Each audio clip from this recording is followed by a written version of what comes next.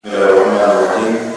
Hayyikum bitahiyatil Islam, tahiyatan mubarakah, tahiyatan jannah. Assalamualaikum warahmatullahi wabarakatuh. Waalaikumsalam warahmatullahi wabarakatuh. Alhamdulillah, wassalatu wassalamu ala Rasulillah wa ala alihi wa sahbihi wa man wala. La ilaha illallah wahdahu la syarika lahu wa asyhadu anna Muhammadan abduhu wa rasuluh. Amma ba'd. Ibu dan bapak sekalian, hadirin hadirat yang dimuliakan oleh Allah. Puji syukur kita panjatkan kehadirat Allah Ta'ala atas limpahan karunia dan nikmat yang tiada terkira. Salawat dan salam semoga Allah Ta'ala limpahkan kepada baginda Rasulullah Sallallahu Alaihi Wasallam serta keluarganya, sahabatnya, terus tabi'in, atba'ut tabi'in, dan kepada siapapun yang mengikuti jejak langkahnya, dan mudah-mudahan kita dikategorikan sebagai pengikut Nabi Muhammad SAW. Ibu dan bapak sekalian, hadirin dan hadirat yang dimuliakan Allah Subhanahu wa Ta'ala, berdasarkan kesimpulan kita di bulan yang lalu, masih ingat bulan lalu kita membahas apa ya?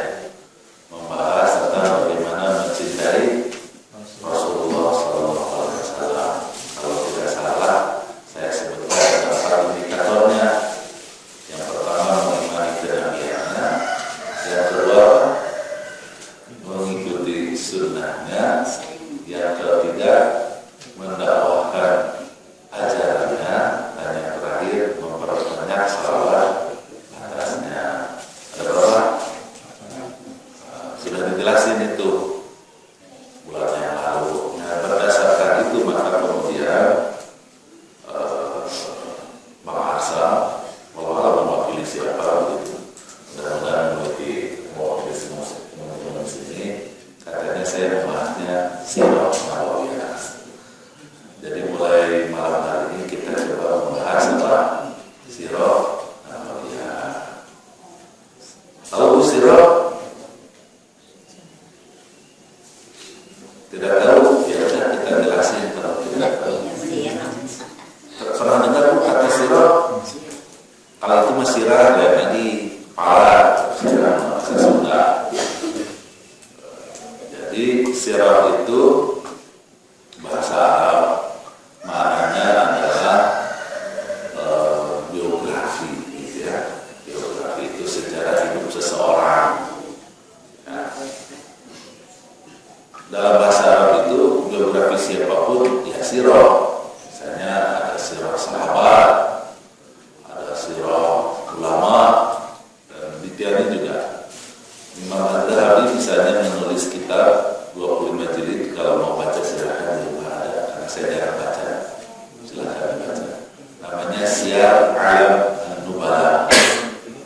Siyar itu jamak dari sirah. Jadi biografi nama-nama terkemuka dalam bahasa Islam. Di situ ada ahli hadis, di situ ada sejarah, ahli fikih, semuanya, para pemimpin, para khulafa, para amir, para panglima perang, mujahidin, lengkap di situ. Tapi yang terkenalnya itu 25 jilid. Jadi ada sirah itu adalah maknanya biografi. Tetapi bila kata sirah itu tidak digandengkan dengan apapun, karena di sirah itu khulafa, misalnya sirah sahabat, sirah siapa, fulan, sirah Umar bin Abdul Aziz misalnya, kayak begitu. Bila tidak digandengkan, tidak ditofahkan dengan nama atau seseorang atau sekelompok orang, maka sirah dengan sendirinya yang dimaksud adalah sirah nabawiyah. Apa yang disebut dengan sirah nabawiyah? Ya tentu saja biografi baginda Rasulullah Sallallahu Alaihi Wasallam. Jadi ibu di mana gitu dengar atau ustaz cuma berdasarkan sirah, itu maksudnya sirah siapa bu? Sirah Nabi Muhammad Sallallahu Alaihi Wasallam. Karena dari embel-embel dari tambah-tambahin, ya. Nanti jadi ibu jangan bingung gitu, bapak juga jangan bingung. Wah, ini sirah itu apa gitu ya? Apalagi baca. Karena kalau baca itu pakai hurufnya pakai A. Ini sirah apa? Sirah kepala. Ini sirah siapa? Ya, itu yang dimaksud sirah. bagaimana sirah itu atau yang dimaksud sirah nabawiyah menurut mustalahat, menurut terminologinya. Menurut terminologinya yang namanya sirah adalah salah satu dari 5 fitur hadis. Salah satu dari 5 fitur hadis. Hadis itu dia punya 5 fitur. Apa itu hadis? Hadis itu maja'a Nabi sallallahu alaihi wasallam. Apapun yang diriwayatkan tentang Nabi Muhammad. Ini istilah Imam Rasad ya, Imam Rasad definisinya. Jadi dicari di buku manapun nggak ada. Dan karena saya ini juga nggak pernah bikin buku misalnya, jadi nggak pernah ketemu. Jadi sirah nabawiyah itu adalah hadis itu, ya, hadis Rasulullah kan ada Quran dan hadis ya. Kalau Quran sudah tahu ya definisinya punya apa? Sudah tahu? Sudah saya sampaikan di sini. Allah al-Munazzal al-Qawli Muhammad biwasitati Jibril al-Muta'abbad bitilawatihi al-Matlubul Mutawatiri surat al-Fatihah dan surat al-Nas hudan lahum liyakhrujihim minadh dhulumati ila nur. Itu Al-Quran ya. Firman Allah yang diturunkan kepada Nabi Muhammad SAW melalui Jibril, bernilai ibadah sekedar membacanya, berderajat 100% benar riwayatnya. Kemudian dari surat Al-Fatihah sampai dengan surat Nur, yang ketujuh fungsinya bahwa Al-Quran sebagai petunjuk buat manusia mengeluarkannya dari kegelapan kepada alam terang. Itu apa yang namanya Quran. Tapi kalau hadis yang definisikan dengan sederhana, yaitu riwayat tentang Muhammad SAW. Ya. Riwayat tentang Nabi Muhammad SAW. Itu definisi yang paling sederhana. Nggak ada di mana-mana. Nah, riwayat tentang Nabi Muhammad SAW ini memiliki 5 fiturnya. Riwayat itu bukan sirah ya. Riwayat itu yang diriwayatkan, ya, yang diriwayatkan dari Nabi Muhammad, ya. Yang diriwayatkan dari Nabi Muhammad. Riwayat itu dikisahkan secara turun-temurun, ya, secara berkelanjutan. Itu namanya riwayat. Ya, jadi riwayat tentang Nabi Muhammad SAW itulah hadis. Dia memiliki 5 fiturnya. Yang pertama adalah qauli atau sabdanya. Yang kedua fi'li atau perbuatannya.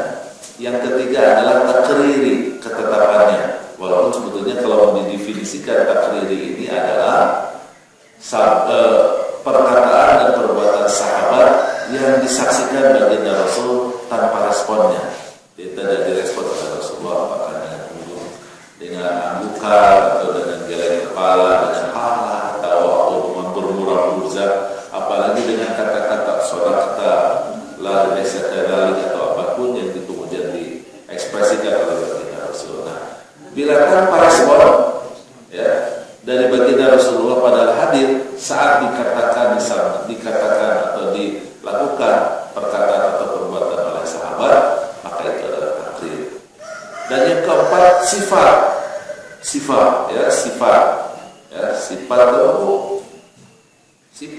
bukan sifat tujuan tentu saja ya, karena sifat tujuan itu sirama-rama, marilah pulang.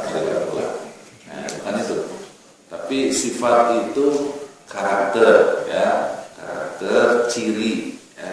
Ciri apa? Ya ciri Nabi Muhammad SAW, baik yang basyariah sifatnya, ciri-ciri fisik, atau juga yang bersifat khuluqiyah, ciri-ciri perangai, ya. Ciri fisik itu berkaitan dengan tinggi badan, warna kulit, ya, bentuk hidung, panjang rambut atau tidak, cara berjalan, ketawanya, begitu dan itu fisik. Nanti ada khuluqiyah, perangainya, bagaimana dengan tamu, bagaimana dengan ini, bagaimana berpakaian, makanan kesukaannya, warna kesukaannya, bila berpapasan dengan perempuan cantik bagaimana, gitu. Nah itu adalah orangnya, sifat. Dan yang kelima, nah ini yang saya sebut fitur yang saya sebut tadi, yaitu sirah. Apa? Sirah. Jadi sirah itu salah satu fitur dari 5 fitur hadis. Hadis itu ada sabdanya, ada perbuatan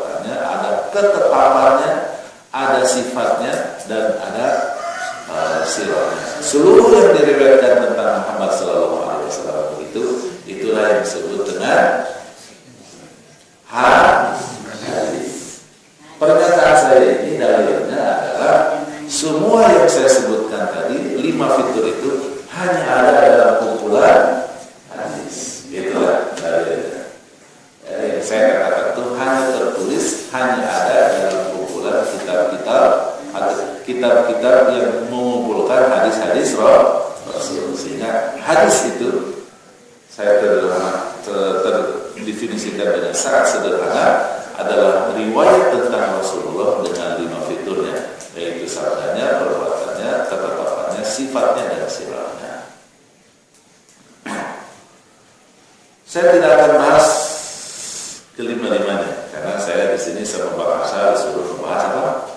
Sirah Nabawiyah. Jadi saya akan mendefinisikan sirah Nabawiyah. Apa definisi sirah Nabawiyah itu?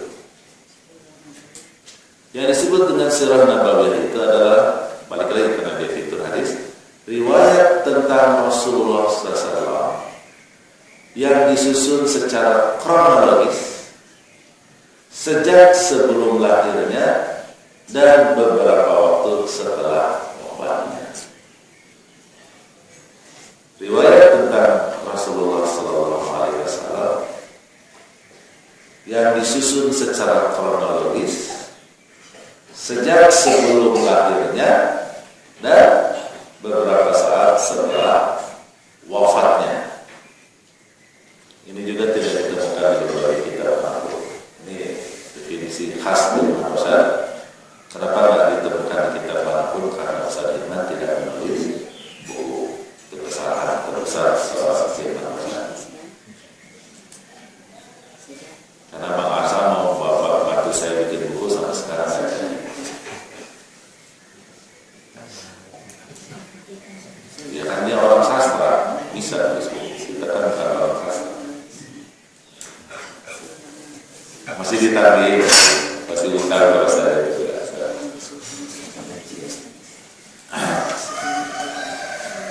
Pokoknya kalau matinya asal mati Fatih saya cari.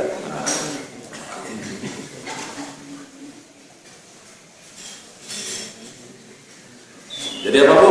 Pak, riwayat tentang baginda Rasulullah SAW yang disusun secara kronologis, ya, dari sebelum lahirnya sampai setelah wafatnya. Kita coba detailkan sedikit. Apa yang dimaksud dengan kronologis? Secara sederhana, pemahaman kronologis itu adalah berurutan waktu, sesuai dengan urutan waktu. Tapi ternyata yang disebut kronologis tidak hanya sekedar berurutan waktu, tetapi juga lengkap dengan siapa pelakunya, apa kejadiannya, ya, dan di mana.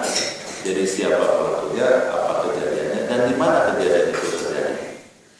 Nah, berarti ketika kemudian riwayat Rasulullah SAW itu kemudian disusun secara kronologis, nanti tidak hanya baginda Rasul, di situ ada apa namanya jazirah dia, wilayah sekitarnya, di situ ada para sahabat, muhajirin, ansor, orang Mekah, orang Madinah, ada kafirnya, ada neneknya, macam-macam semuanya. Ya, karena dia harus menceritakan tentang Rasulullah seluruh pelakunya, istrinya, anaknya, sahabatnya, satu demi satu semuanya ada. Dan apa kejadiannya? Apa hubungannya? Selain saya katakan tadi bahwa kronologis itu berdasarkan urutan peristiwa, urutan waktu setiap peristiwa yang terjadi. Satu itu. Jadi kronologis tidak dibatasi soal kejadian berdasarkan urutan waktu, tetapi berkaitan dengan siapa pelakunya, apa kejadiannya, di mana, apa hasilnya juga, akibatnya itu dibahas. Yang kedua, dari berapa tahunkah yang dimaksud sebelum lahirnya Rasulullah? Kita semuanya tahu bahwa Rasulullah SAW itu diutus oleh Allah Subhanahu Wa Taala fil ummiyin, dan dia fil ummiyin dalam surat Al-Jumu'ah ayat 2, walladzi ba'asa rasulahu fil ummiyin, walladzi ba'asa fil ummiyina rasulan yatlu dan seterusnya. Itu di surat Al-Jumu'ah ayat 2. Fil ummiyin ini adalah kaum yang buta huruf. Tetapi yang disebut kaum buta huruf itu menjadi spesifik yang kemudian populer disebut dengan jahiliyah. Pernah dengar jahiliyah, Pak? Jahiliyah itu adalah musyrikin Quraisy. Kenapa dia digelari jahiliyah? Ini menarik. Karena kalau kita urut lagi sejarah Muhammad SAW, itu sampai kepada Ismail dan Ibrahim alaihissalam. Kita tahu yang namanya Ibrahim dan Ismail alaihissalam ini adalah merupakan bapak tauhid yang mengajarkan prinsip-prinsip monoteisme, prinsip-prinsip mengesahkan Allah Subhanahu wa taala. Begitu kira-kira ya. Berarti memang seharusnya yang namanya bangsa Arab, yang orang jazirah, yang nomaden itu, yang badui itu, yang ummiyin itu, seharusnya mereka adalah orang-orang yang bertauhid. Tetapi kenapa kemudian al-ummiyin diberi seluruh tafsir diterangkan adalah kaum jahiliyah? Nah, ini ada sejarahnya. Dari mana sejarahnya jahiliyah itu? Adalah ketika orang Arab Jazirah Arabia tidak lagi bertauhid kepada Allah. Apa indikasi orang Arab jahiliyah itu tidak bertauhid kepada Allah? Ketika pertama kali disimpan berhala di Ka'bah. Siapa yang menyimpan berhala di Ka'bah itu? Dia namanya adalah Amr bin Luhai. Siapa namanya? Amr bin Luhai. Ya, bin Luhai. Luhai itu bahasa Arab, bukan berbahaya, berbahaya.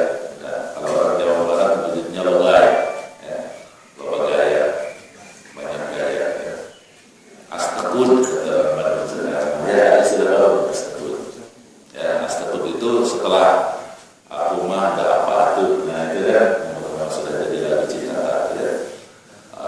Sekarang ada populer lagi di Bandung itu astakun. Ya. Itu yang mengerti hanya Pak Ihsan dan Pak Aman aja. Artinya asal dulu.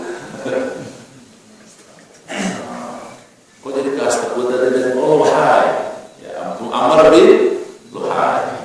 Amr bin Luhai ini apa kesalahannya? Sekali lagi dia yang pertama meletakkan Ka'bah, yang meletakkan berhala di Ka'bah, dan beliau diperlihatkan kepada Muhammad SAW ketika perjalanan Isra Mi'raj sedang dibakar di neraka dengan sangat mengerikan.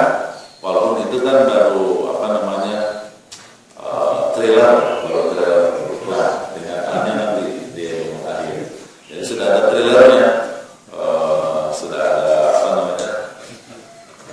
di mana kemudian perutnya dibongkar, khususnya diurai, di ujung khususnya, kemudian diputar kayak gasing gitu, kayak harum manis gitu, diputar sedikit dengan bakar di bawahnya api. Itu yang diperlihatkan oleh Jibril, oleh Allah Subhanahu wa taala bersama Jibril kepada Nabi Muhammad dalam perjalanan selesai.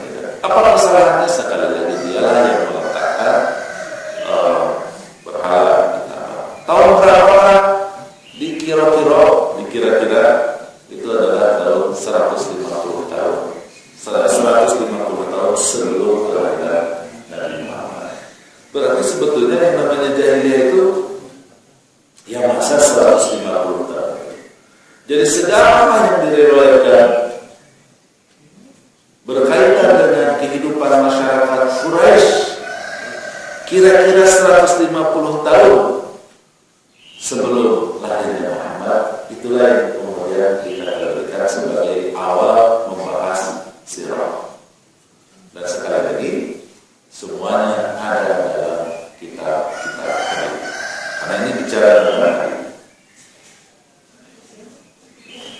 Jadi kan saya katakan tadi secara kronologis dari beberapa saat sebelum lahir Nabi Muhammad. Nah, beberapa saat itu bukan beberapa hari, tetapi panjangnya 150 tahun. Waktu banyak sekali ceritanya. Nah, sedikit. Ya, tidak terlalu banyak, sedikit saja. Dan ini penting kemudian kita pelajari yang 150 tahun itu, karena nanti kita akan bertemu dengan kabilah-kabilah Quraisy. Dan kabilah-kabilah Quraisy itu juga penting karena para sahabat radhiyallahu anhum dari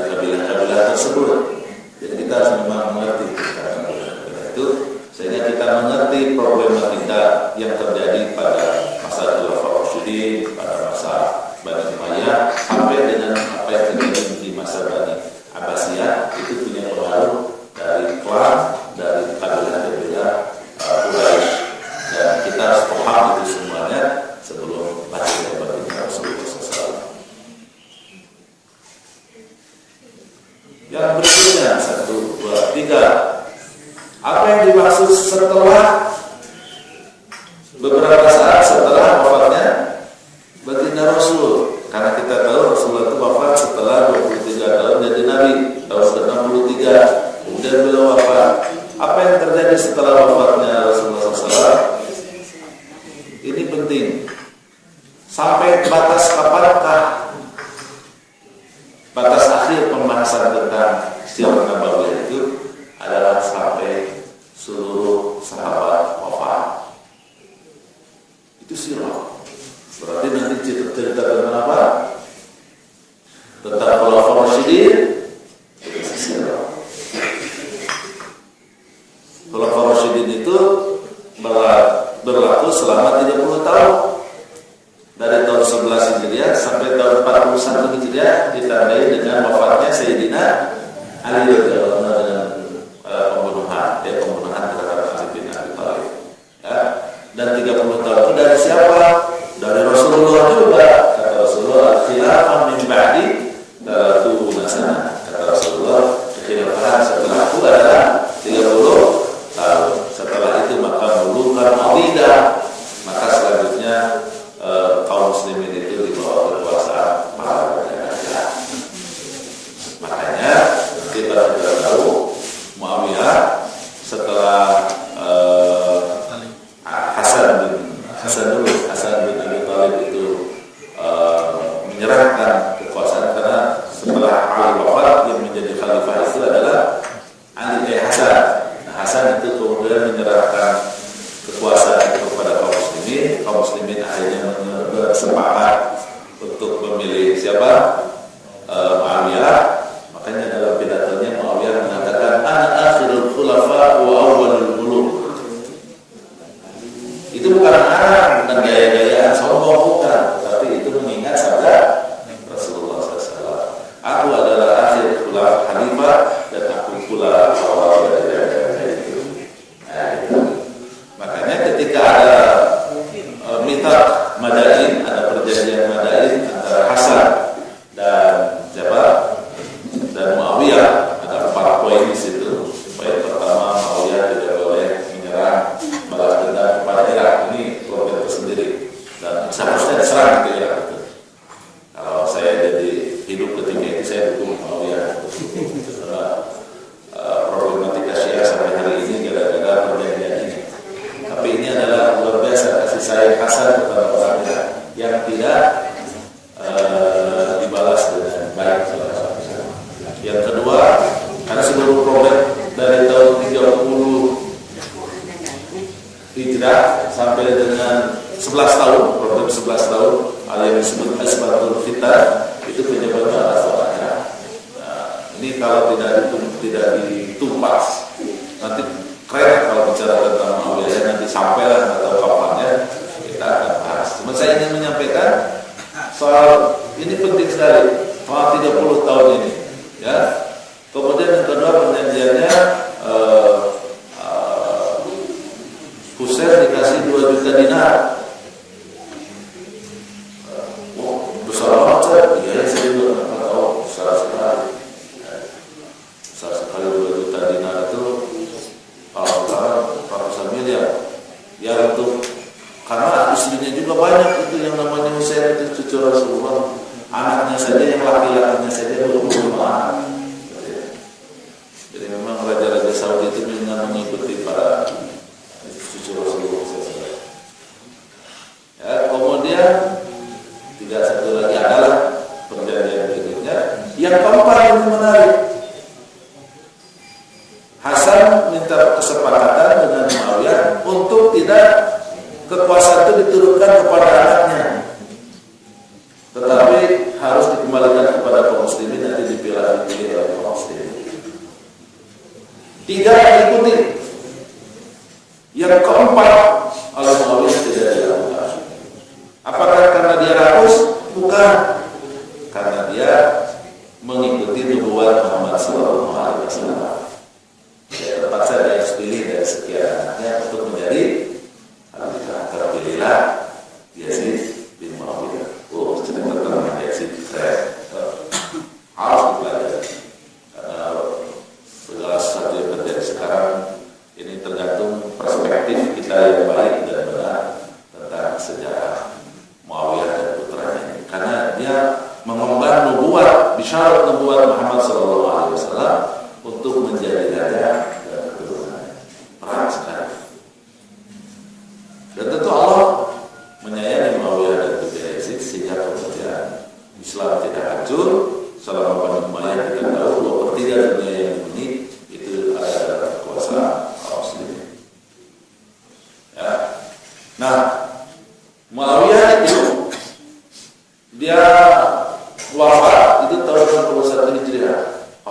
berarti masih sirah.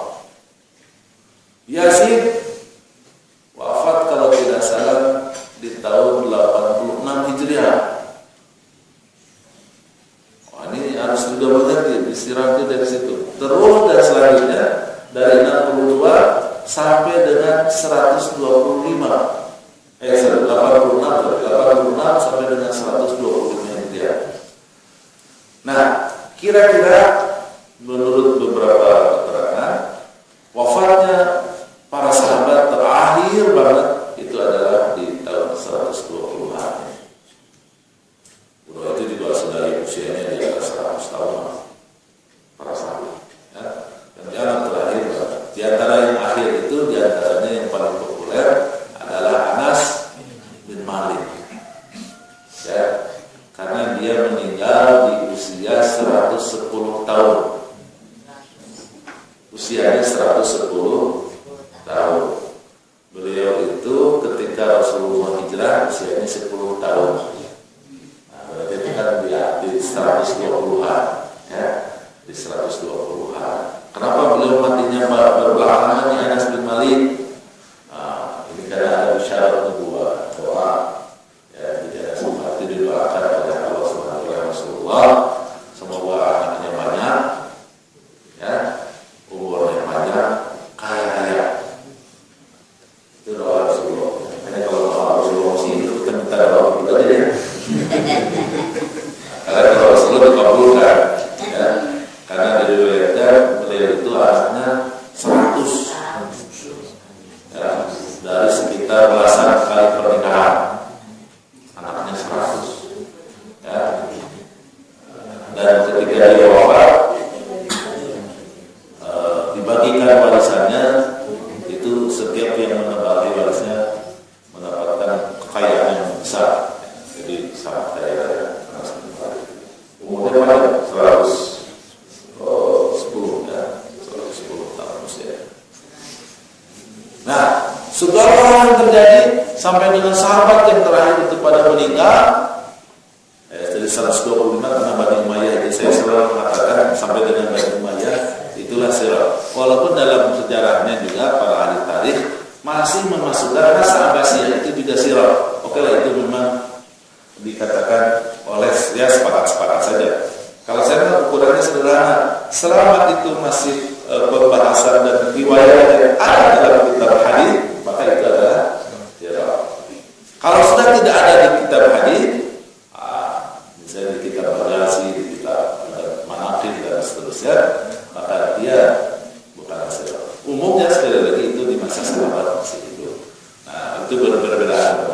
Secara sederhana, selama dia ada dalam kitab hadis menggunakan riwayat hadis ditulis oleh Bukhari, Muslim dan kawan-kawan, ya, Maki, ada ini gitu, Ibnu Majah, Imam Ahmad begitu, Nasai, Tirmidzi, semuanya yang ahli hadis itu menulis, selama itu ditulis sama dia di kitab-kitab hadis mereka, maka itu adalah sirah. Ini penting. Kenapa Ustaz Pengotot ini diterangkan panjang lebar? Penting. Karena kalau dia adalah bagian dari hadis, berarti kita bicaranya kalau membaca bukan hanya tamatur ilmi, tetapi membacanya dengan iman. Ya, karena saya katakan alasan teologisnya, itu alasan akidahnya, karena seluruh sahabat itu kematiannya sudah diprediksi oleh baginda Rasul dalam syarat nubuwatnya.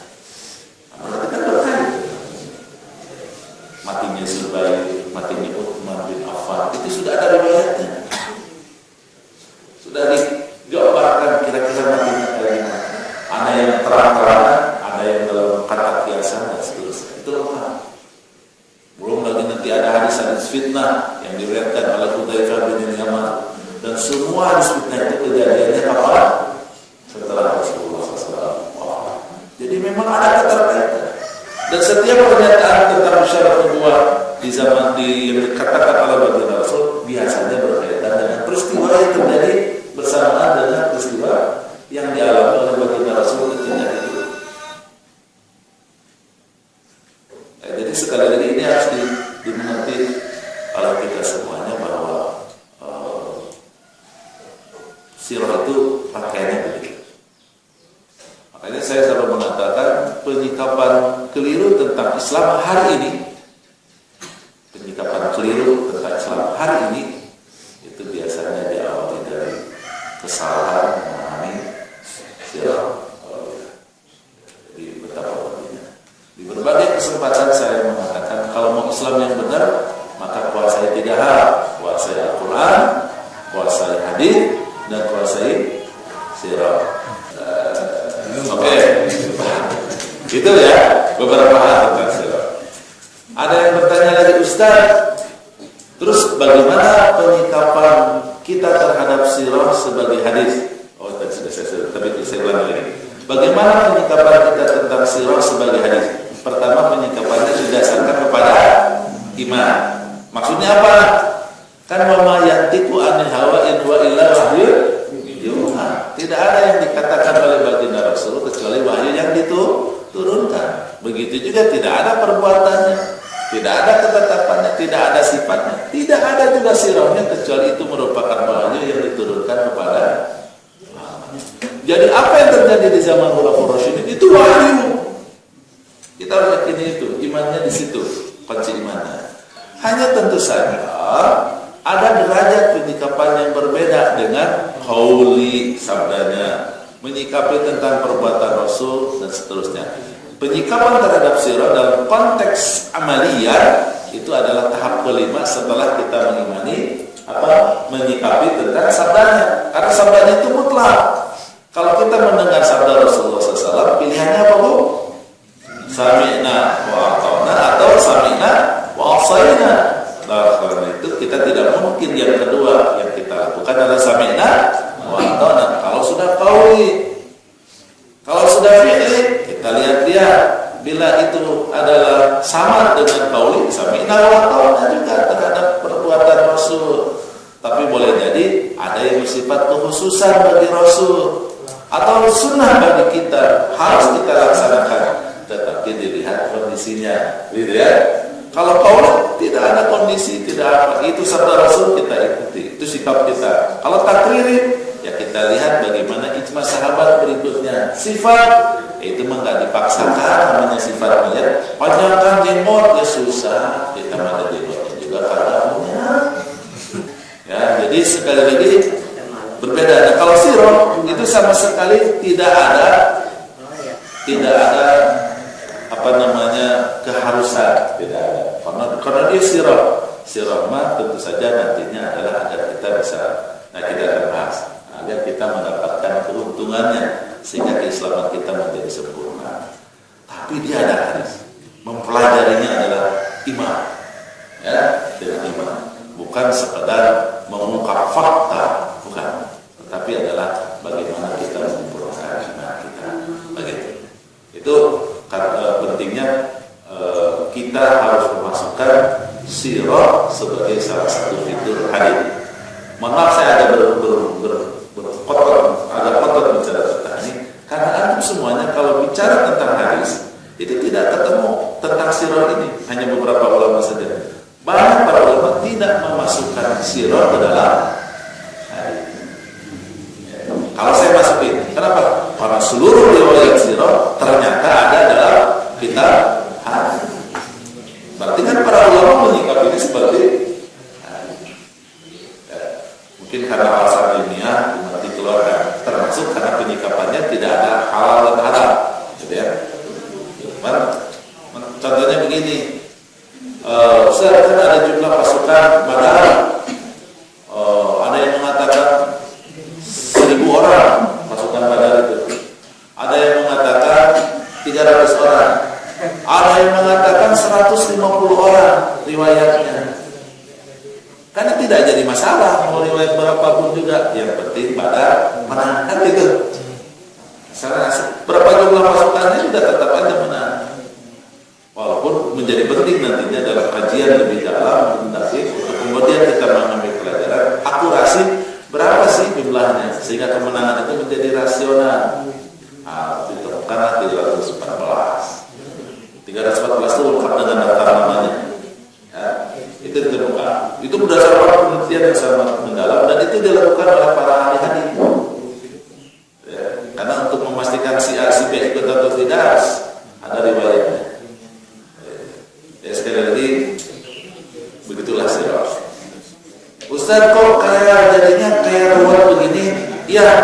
ibu bapak akan saya bawa kepada keruwetan. Ya. Karena ini bukan cerita Walt Disney. Ya. Ini bukan cerita fiksan. Ya, bukan cerita cinema art. Ya. Bukan cerita karang-karang.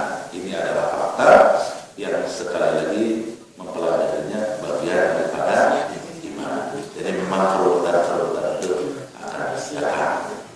Tapi insya Allah ya, segala hal yang terbuat bersama Ustaz Hilman biasanya semakin bermanfaat.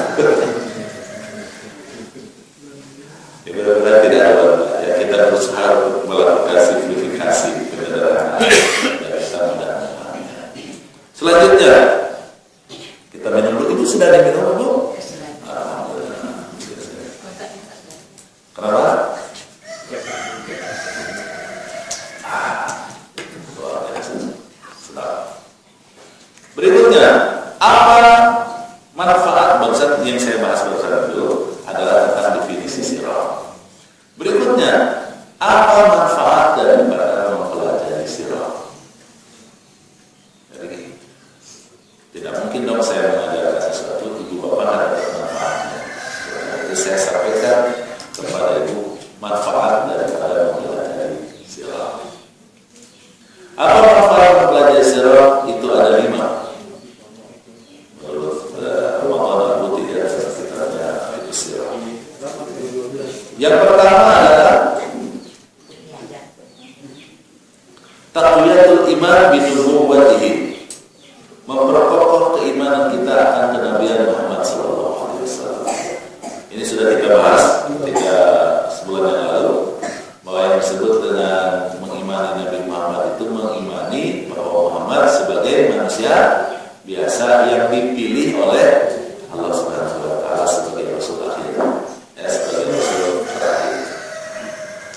Nah, jadi Muhammad itu bukan sakti mandraguna, bukan superhero, bukan ya, bukan jin, bukan malaikat, bukan anak Tuhan, tetapi dia manusia biasa seperti kita. Hanya yang menjadi beda dengan kita, dia diutus oleh Allah, dipilih oleh Allah menjadi utusannya. Soal Allah memilih Muhammad sebagai utusannya adalah kudrat dan iradahnya, ya, bukan karena kehebatan individu Muhammadnya, bukan, karena Muhammad sebagai manusia biasa dipilih itu hanya kudrat dan ya kalau saya sih maunya milihnya Pak Isa, tapi kan saya bukan Allah, ya. Allah maunya Muhammad SAW.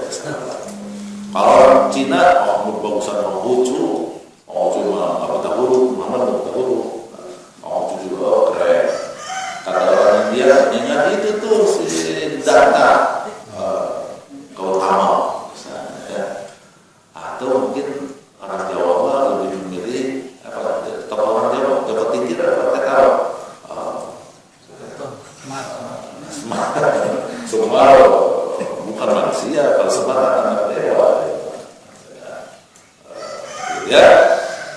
Jadi sekali lagi itu bukan urusan, gak usah kita pikirin, itu qudrah dan iradah Allah Subhanahu wa taala.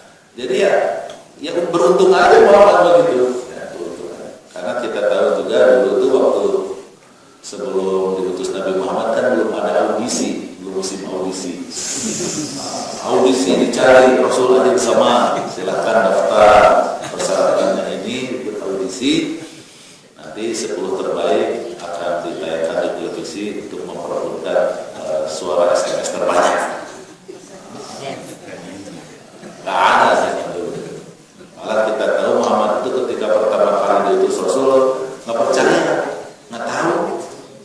Tiba-tiba jadi Rasul aja. Malah nyangkanya Muhammad itu yang datang itu bukan Jibril, tapi jin. Baru tahu bahwa itu Jibril belakangan diterangkan oleh Waraqah bin Nawfal dengan sebuah kisah. Nggak tahu. Habis itu tuh, oh iya aku Rasul akhir zaman. Ngapain? Nggak tahu juga. Lama-lama stres Pak, depresi. Benar, Muhammad sempat depresi. Stres. Rasul tapi tidak tahu apa yang dikerjakan. Terus Jibril nggak datang lagi. Mau ke gua itu, aku juga di rumah.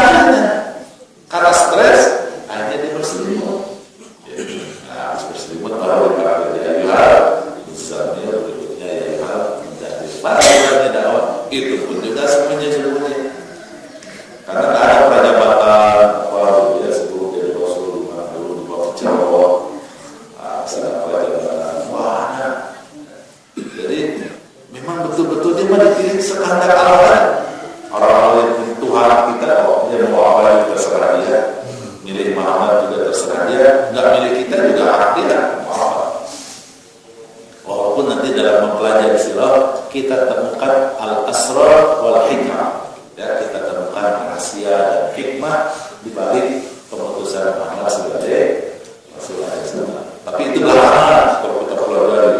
Tapi prinsipnya enggak. Ya itu Allah yang mau apa lagi. Nah, saya katakan dengan mempelajari sirah terjadi takwiyah, ya, terjadi takwiyatul iman, terjadi pengokohan iman. Yang saya katakan tadi jadi benar. Kalau mungkin kita dengar sekarang masa segitu amat ya Muhammad jadi manusia biasa ya nasibnya beruntung ada dari Allah. Oh gitu sih susah. Kita ngomong sekarang gitu. Tapi kalau dipelajari itu detail-detail namanya sejarah Nabi akan ketemu oh ya susah benar. Itu harus dipahami. Contohnya ada yang ditemukan yang paling sederhana adalah ketika hijrah. Hijrah itu sangat-sangat meyakinkan kita bahwa Muhammad itu adalah manusia biasa yang diutus oleh Allah. Bagaimana lafaznya? Ya, siapa? Ada belum dibahas ya.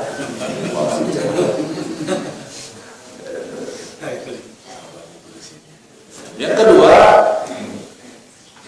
manfaat kita mempelajari sirah nabawiyah itu adalah kita akan menemukan al-mathalul ula pada pribadi Rasulullah. Al-mathalul ula itu apa? Prototipe ideal. Ya, prototipe ideal manusia itu ada pada pribadi Rasulullah. Karena memang amanat kerasulannya yang menjadi prototipe itu atau bahasa yang paling populer menjadi uswatul hasanah. Karena lakum fi rasulillahi uswatul hasanah. Itu ada di surat Al-Ahzab ayat 21.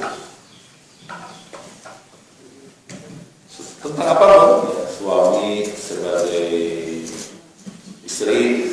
Rasulullah kan laki-laki, ya ada. Karena Rasulullah juga laki yang beristri kan itu kita tahu dari situ bagaimana sebagai anak, sebagai ponakan, sebagai cucu, sebagai kepala rumah tangga, sebagai panglima perang, pemimpin, sebagai individu, sebagai komunikan yang baik, yang berkomunikasi dengan cara yang baik, memiliki kualitas hubungan atau personal yang luar biasa dengan siapapun. Jadi ada kita berbahasa sebagai orang yang berbahasa, bagaimana berbahasa dan seterusnya dan seterusnya. Kemudian yang ketiga, benefit dari mempelajari sirah nabawiyah itu adalah mana jam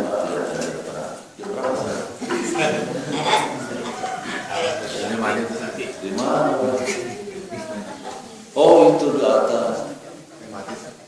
Mati dia. Ini jam berapa nih? Yang ketiga 6.20 udah habis waktunya?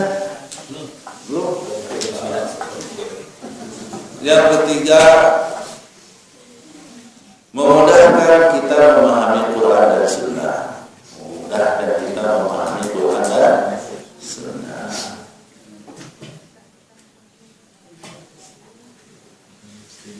Kita kan sudah sepakat ya, taraktu fikum amrain kan gitu ya. Kutinggalkan kepada kalian dua perkara, dua pusaka. Intabasartum bihima lan tadillu abada. Jika kalian berpegang teguh dengan kedua peninggalan itu, kedua pusaka itu, kalian tidak akan pernah tersesat selama-lamanya. Apa kedua hal tersebut?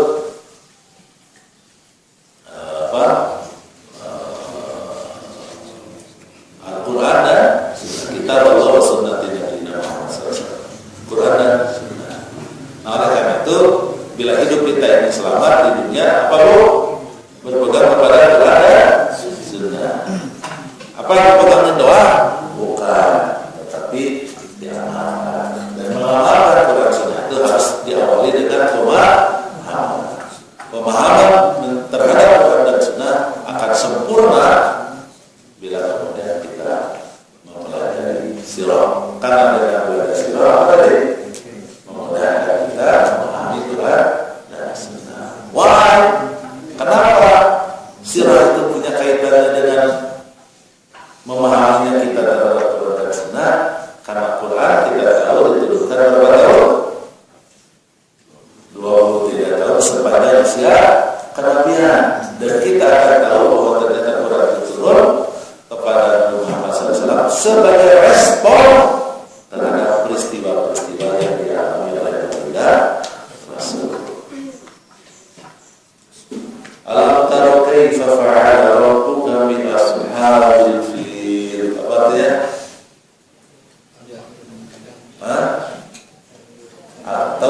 kau Muhammad apa yang terjadi pada pasukan gajah. Kan itu dari Allah, dialog antara Allah dan Muhammad. Jadi perkataannya kepada Muhammad.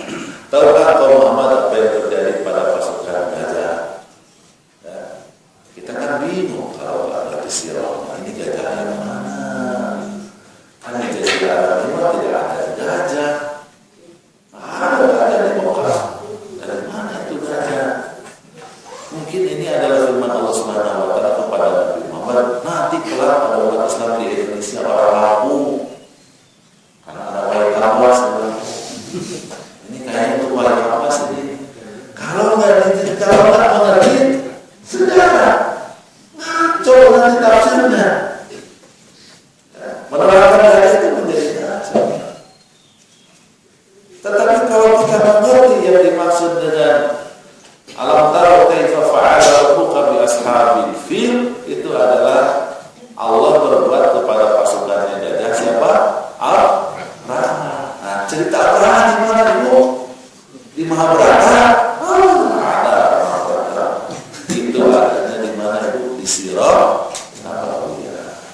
Yang menerangkan peristiwa itu adalah saat kelahiran tahun di mana Rasulullah SAW lahir.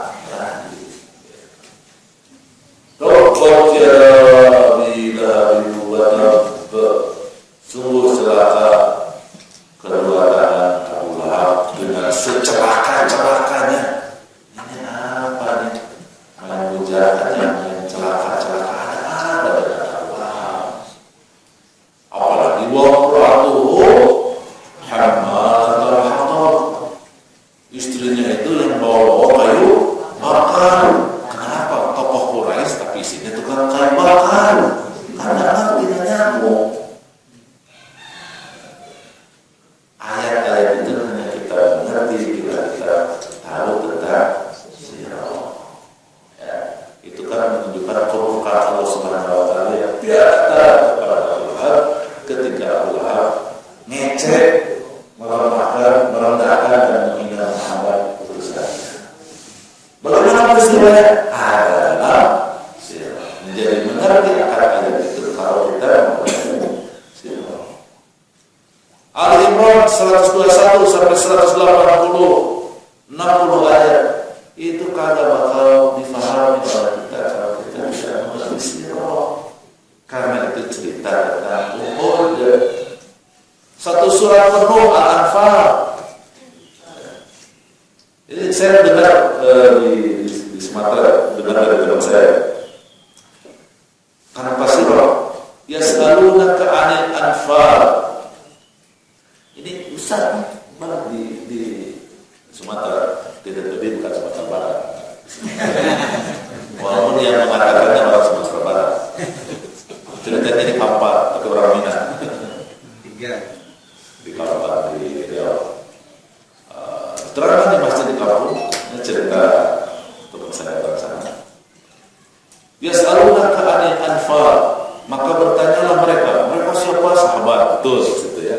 Mereka sahabat bertanya, anil anfal, tentang anfal. Anfal ini bahasa Arab.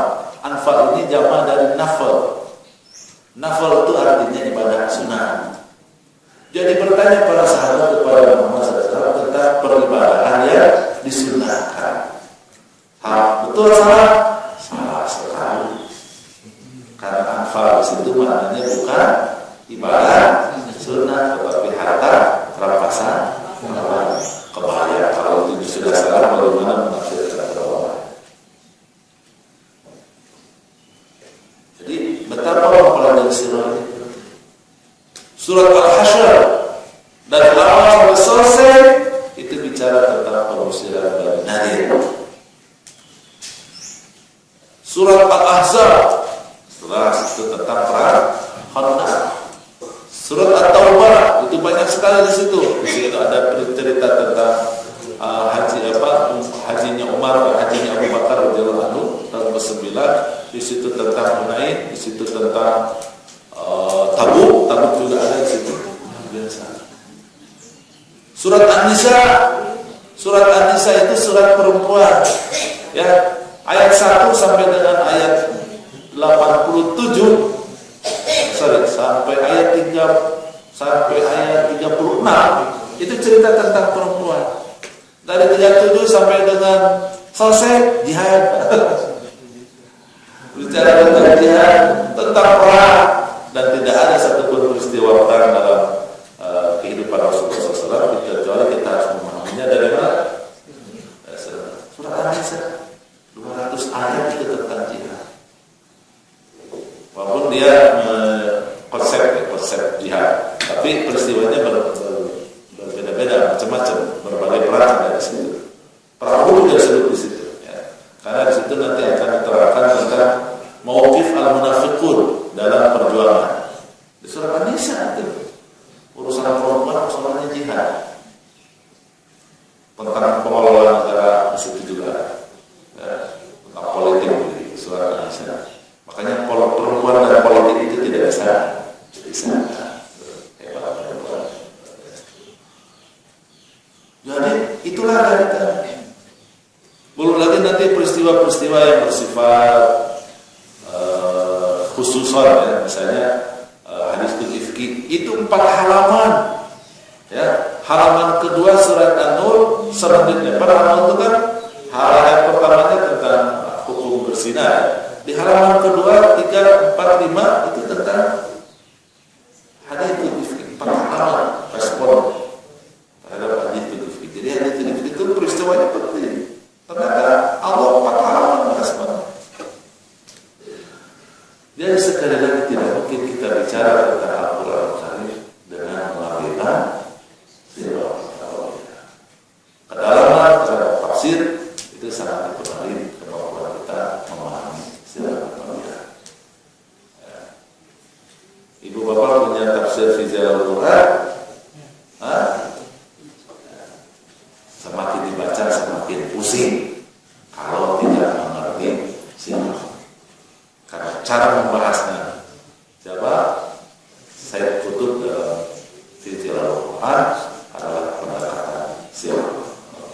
Apa saja peristiwa pasti harus ada sirah. Terlebih lagi memang ayat-ayat yang memang tentang kesirahan keren, ya, namanya Fijalul Quran. Begitu juga hadis. Untuk memahami hadis itu harus juga dengan memahami sirah nabawiyah. Contoh sederhana yang sering sekali dipertanyakan, di sini juga pernah dibahas, yaitu hadis dari Aisyah radhiyallahu anha, yang dimana beliau bercerita sebetulnya tidak langsung dari Rasulullah, cuman ya kata Aisyah itu begini, kunna nu'maru bi qada'is shaumi wa la nu'maru bi qada'is shalah. Kami diperintahkan untuk mengqada shaum, tidak mengqada salat. Terjemahkan saja berarti tidak ada qada salat. Enak aja. Teliti lebih dalam juga harus itu kayak gimana. Teliti dulu harus itu. Ternyata kalau sudah kita teliti, ternyata itu adalah respon atau jawaban Aisyah radhiyallahu anha atas pertanyaan. Apa pertanyaannya? Wahai Aisyah, kan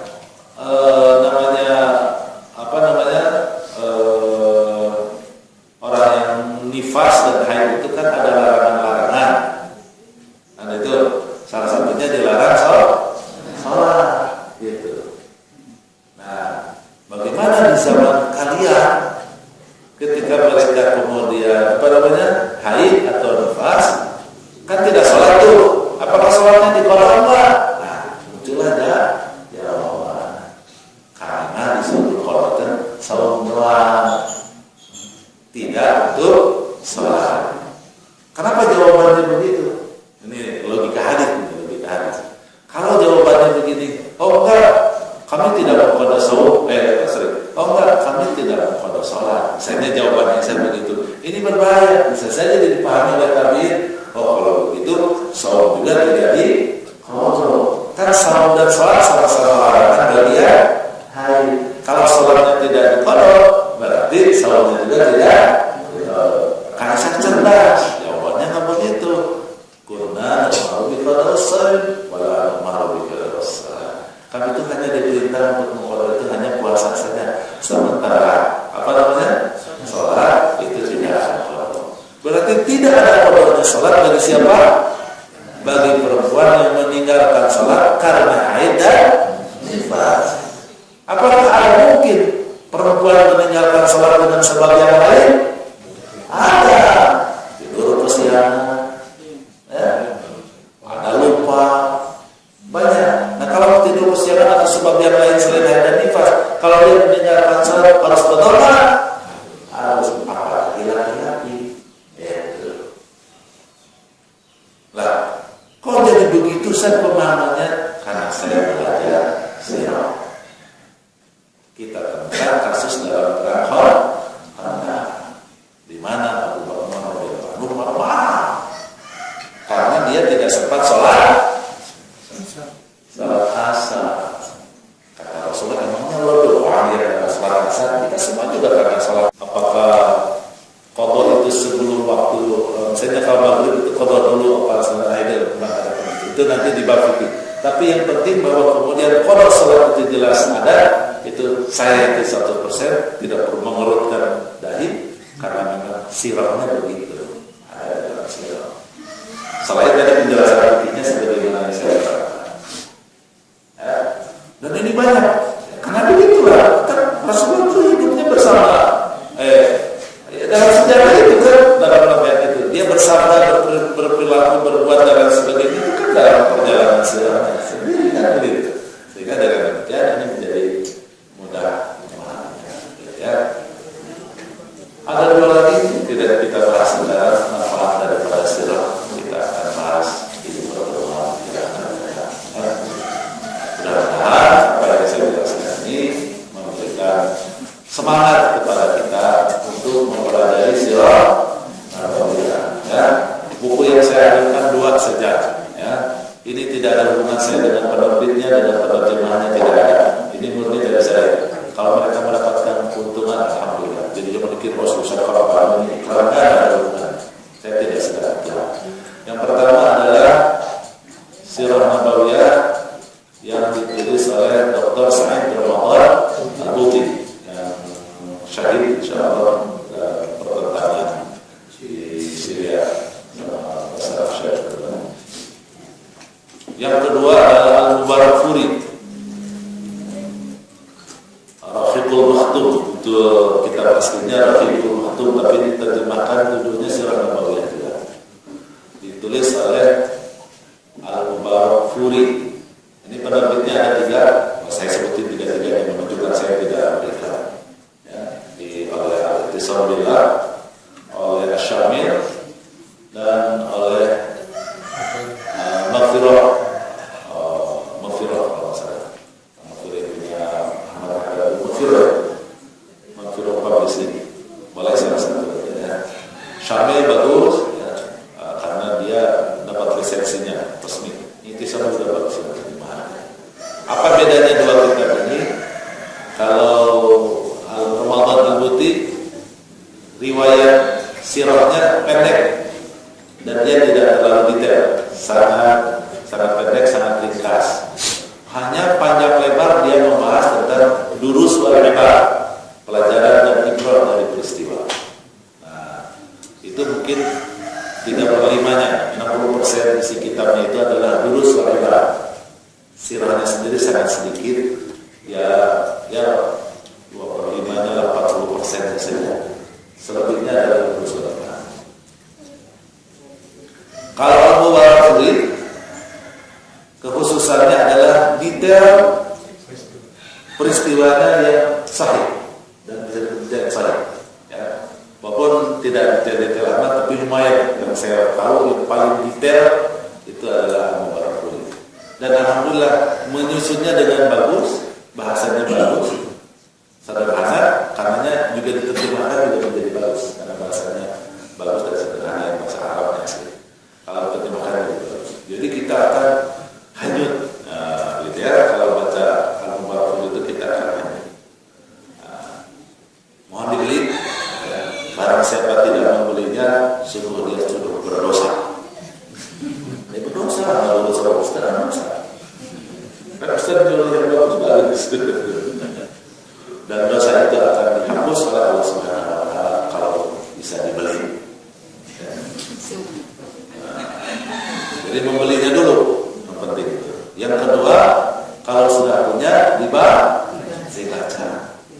siapa yang tidak membacanya sungguh berdosa. Dia biar takut. Kalau nggak digituin mana takut, nggak bilang dosa mah. Dosanya nggak baca. Yang ketiga, membacanya harus berulang-ulang. Barang siapa yang membacanya sekali saja, apalagi tidak tamat, berdosa. Jadi bacanya harus berulang-ulang, tamat dan berulang-ulang. Ya. Tamat dan berulang. Masalah sakitnya tuh di sini berulang-ulang. Masa sih berulang-ulang. Saya rasa itu saja untuk kita di kesempatan kali ini. Sepertinya tidak ada tanya jawab atau Pak Sekretariat Pengawasan.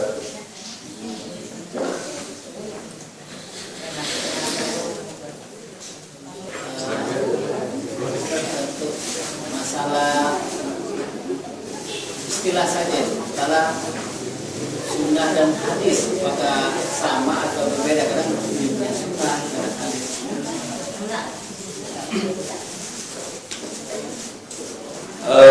Hadis lebih umum dari sunnah. Oke, hadis lebih umum dari sunnah. Jadi kalau hadis itu raw material, kalau terjadinya itu sunnah. Jadi sunnah itu